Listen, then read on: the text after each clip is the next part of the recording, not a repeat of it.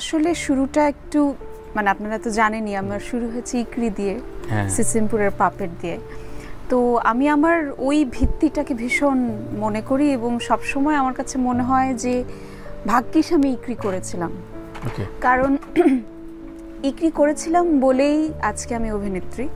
এবং সেইখানে আমার যাদের সাথে দেখা হয়েছে, স্পেশালি নূর আঙ্কেল, মানে আমি আস্তাজুমন নূর আঙ্কেলের কথা বলছি, আলী জাকের স্যারের কথা বলছি, আমি সারা জাকের আপুর কথা বলছি,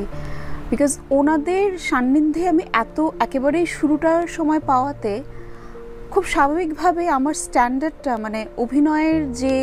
আপনি যেটা বলছিলেন ওই সময় হুট করেই আমি যখন ইকরি করছি একেবারে ধ্যান জ্ঞান দিয়ে, আমার আর কোনো দিকেই ফোকাস নেই, হুট করেই স্যার আন্টি আমাকে বললেন যে নশবাক তোমাকে আমরা আসলে একটা নাটকে চাই এবং এটা আমার প্রথম ডিরেকশন, আমার লেখা, আমার মেয়ে এটার সাথে আর রয়েছে এবং এটা আমার একেবারে জীবনের খুবই একটা কাছের গল্প, আমার কাছে মনে হচ্ছে তুমি এই চরিত্রটা করো, এটা কেন্দ্রীয় চরিত্র। আমি আসলে এটা ভাবতেও পারিনি, তো এটা আমার জন্য একটা মানে বিশেষ উপহার ছিল আমার কাছে মনে হয়েছে, কারণ উনি মেবি আমার ডেডিকেশনটা দেখছিলেন যে আমি ইকরি করার সময় যে পরিমাণ সিরিয়াস থাকতাম অথবা আমাকে কোনোভাবেই সামনে যাওয়ার খুব বেশি ইচ্ছে কখনোই ছিল না, কিন্তু উনি আমাকে আসলে এই সুযোগটা দেওয়ার কারণে আজকে আমি মনে করি যে আমি এত দূর এসেছি।